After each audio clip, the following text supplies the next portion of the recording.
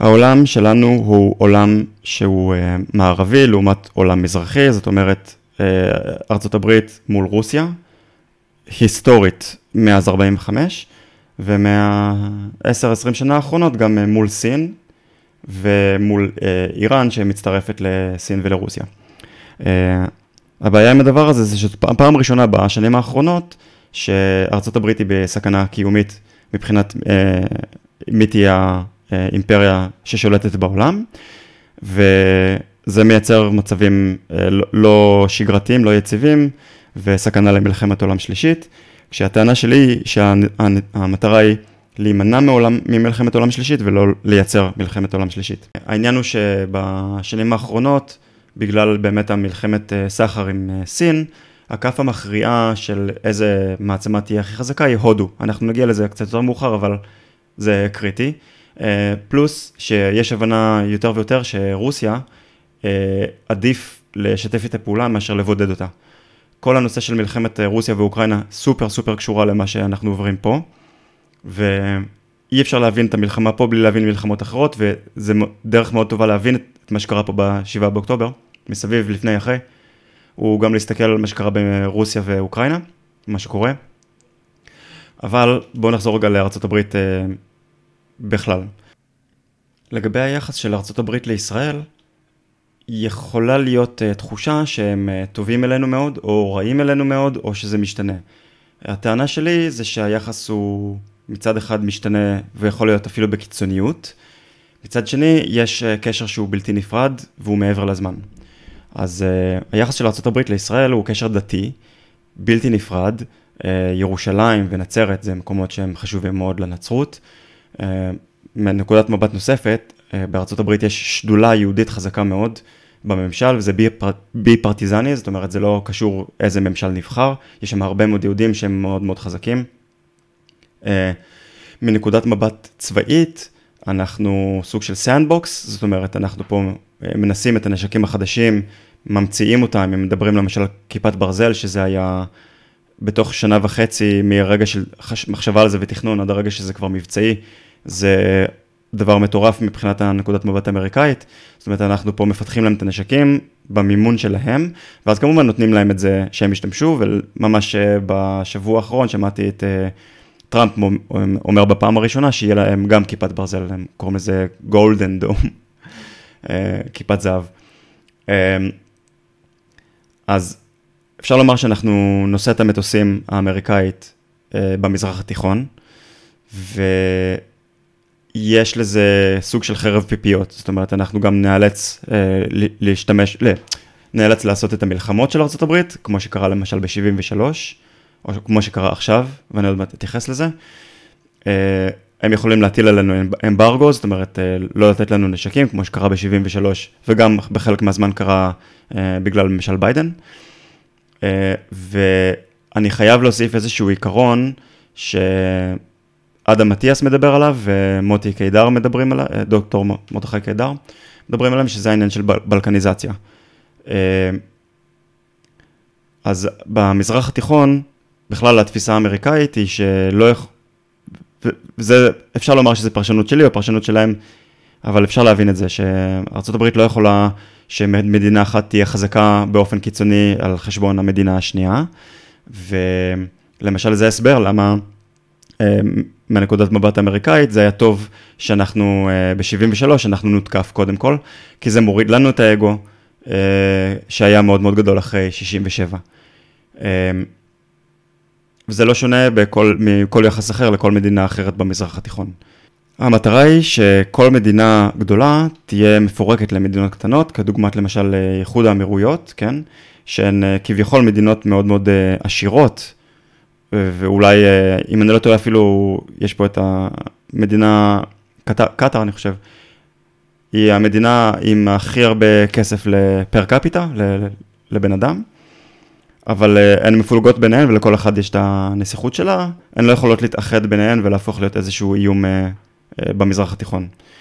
עיראק היא חצי עצמאית וחצי לא, היא נשלטת על ידי ארצות הברית, מצרים היא חצי עצמאית אבל נשלטת על ידי ארצות הברית, טורקיה חצי אבל נשלטת על ידי ארצות הברית, והמטרה היא גם פה, בגלל שאנחנו עלולים להיות חזקים מדי, המטרה היא לפלג אותנו, ושהדתיים והחילונים והערבים יהיו מפולגים, כדי שלא נהיה חזקים מדי ולא נכבוש את המזרח התיכון, או נעשה מה שאנחנו רוצים, ונמרה את פיו של האמפרור, כמו שאמרנו קודם. אני מאוד מאוד מקווה שאנחנו נצליח להימנע מהדבר הזה, כי זה סכנה קיומית. זאת בעצם הסכנה הקיומית האמיתית שלנו. אנחנו יותר מבינים את המיקום שלנו ביחס לאימפריה, אבל בשביל להבין אותו קצת יותר טוב, עד כמה האימפריה הזאת משפיעה, אנחנו צריכים לעשות לה טביעות אצבע. בואו נחשוב רגע על ארצות הברית. ארצות הברית היא המעצמה הכי חזקה בעולם, עדיין, למרות שהיא נחלשה בשנים האחרונות, בעקבות החלטות איומות ונוראות בתקופת ממשל ביידן. עדיין זאת המעצמה הכי חזקה בעולם, לגמרי self-sustainable. זה לא שהיא self-sustained, אבל היא יכולה להיות. היא מבודד שאי אפשר לכבוש, שליטה גם בטכנולוגיה, אבל גם במה שמייצר את הטכנולוגיה, שזה מחצבים, שותפויות, גוש היורו, נאטו. אז איך שאני מסתכל על ארצות הברית, זה שהיא הבריון השכונתי, זה או שאתה איתו או שאתה נגדו. אם אתה איתו, אז אתה חייב להיות גם נגד האויבים שלו. ולא רק שאתה תהיה נגד האויבים שלו, אתה גם עלול להיות נגד השותפים שלך. אין דרך יותר טובה להסביר את זה מאשר, זה קצת מצחיק, אבל חברים בכיתה. יכולים להיות לך חברים בכיתה, ויכולים להיות לך אנשים בכיתה שאתה שונא, אבל אתה חייב לשתף איתם פעולה, בגלל שאם אתה תרביץ להם, או אם ירביצו לך, אז המורה תשעה אתכם. וחוץ מזה, שיש כיתה יריבה, שעדיף לשתף פעולה עם האנשים בכיתה, עמיתים, בוא נגיד ככה, כי הכיתה הנגדית היא אכזרית, היא בעייתית מאוד. יובל נוח הררי מדבר על זה, שמה שמייצר את השלטון החזק ביותר, אם זה השלטון של הנצרות או השלטון של רומא, הוא לא בגלל שהם בהכרח הנאורים ביותר, או החכמים ביותר, או עם התרבות הטובה ביותר, אלא דווקא בגלל האכזריות הגדולה ביותר. יש את גנרל וסלי קלארק, שהסרטון שלו מדבר על המצב במזרח התיכון, הוא קריטי להבנה של מה שאמרתי כרגע. אז בואו נסתכל על זה רגע. About 10 days after 9/11, I went through the Pentagon and I saw Secretary Rumsfeld and Deputy Secretary Wolfowitz. I went downstairs just to say hello to some of the people on the joint staff who used to work for me, and one of the generals called me and he said, "Sir, you got to come in and talk to me a second." I said, "Well, you're too busy." He said, "No." He says, "We've made the decision. We're going to war with Iraq." This was on or about the 20th of September. I said, "We're going to war with Iraq. Why?" He said, "I don't know." He said, "I guess they don't know what else to do." So I came back to see him a few weeks later, and by that time we were bombing in Afghanistan. I said, "Are we still going to war with Iraq?" And he said, "Oh, it's worse than that."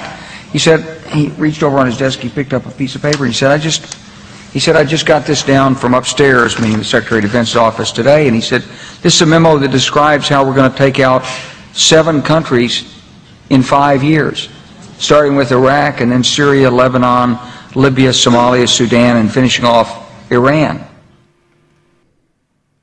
אוקיי, אז בואו נבין מה הוא אמר פה כרגע.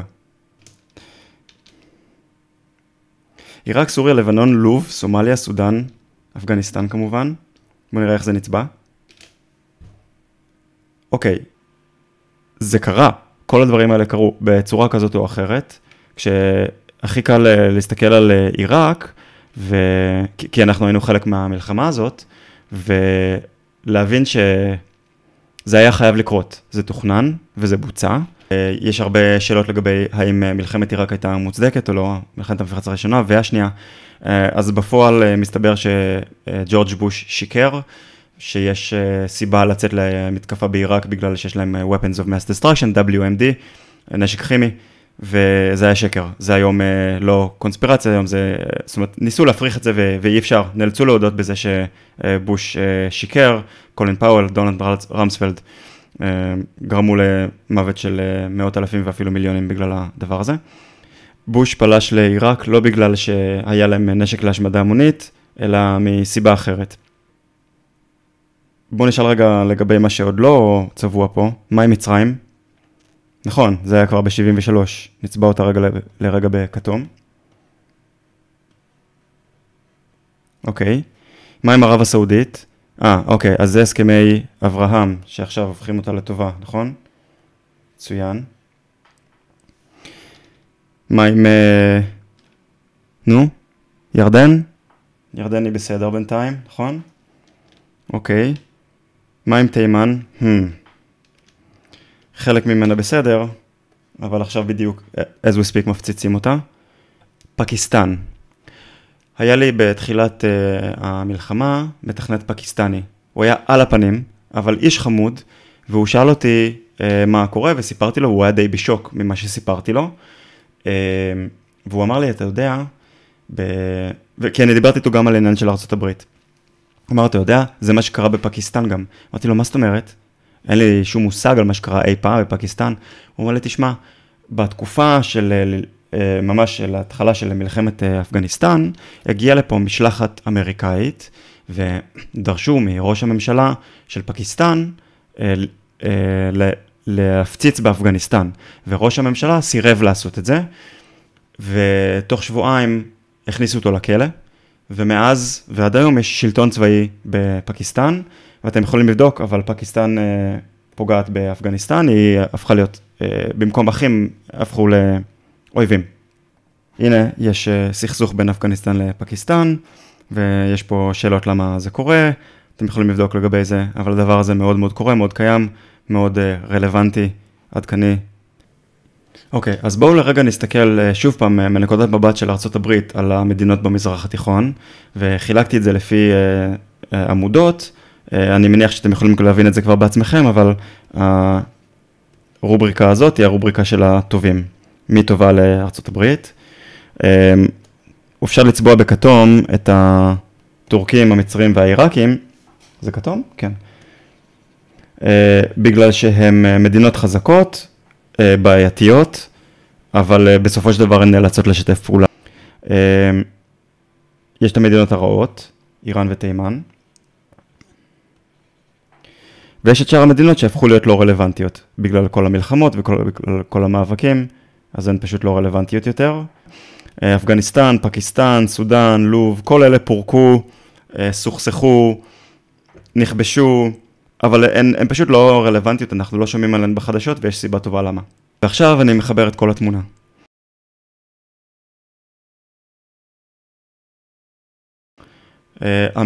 מלחמת הסחר של ארצות הברית עם סין, והמלחמה הקרה עם רוסיה, מייצרת מצב שארצות הברית חייבת את הודו לצד שלנו.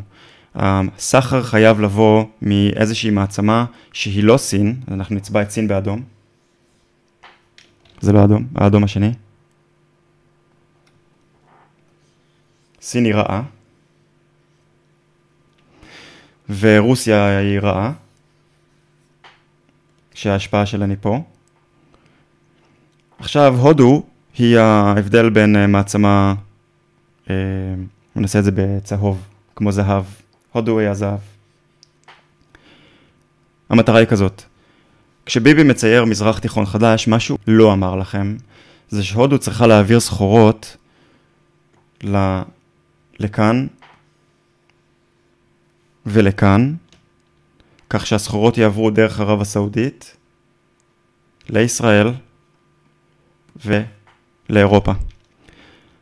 האנרגיה הזאת לא יכולה לעבור דרך רוסיה, זה אסור וזה מסוכן, ולכן הייתה מלחמת אוקראינה ורוסיה, ועדיין מתקיימת. מה שקרה בין רוסיה לבין, לא רואים את זה פה, אבל בגרמניה, זה שהם בנו את הנורדסטרים פייפליין, שזה הצינור גז שמעביר אנרגיה, שהופך בעצם את גרמניה ואת כל גוש היורו לתלוי ברוסיה. וזה מבחינת האמריקאים, אם לא הבנתם עד עכשיו, לא מקובל. לא יכול להיות שמדינות מהמערב יהיו תלויות במדינה מהסטרה האחרה. אז נעשה את זה מאוד מקוצר ומאוד לא מדויק, אבל בעיקרון המטרה הייתה לצרף את אוקראינה לנאטו, שזה מבחינת רוסיה קזוס בלי, אסור בשום אופן שאוקראינה תהיה חלק מנאטו, כי זה מאפשר להציב פצצות גרעיניות על השער שלהם, וזה ממש כמו שאם רוסיה תשים פצצות אטום על הגבול של ארצות הברית, זה גם יהיה קזוס בלי, ואני מזכיר לכם, זה קרה, היה את משבר הטילים בקובה. והיום אפשר לדמיין את זה, שאם קנדה הייתה משתפת פעולה עם רוסיה, ועושים שם פצצות גרעיניות, טילים היפרסונים, אז זה היה קזוס בלי, סיבה למלחמה.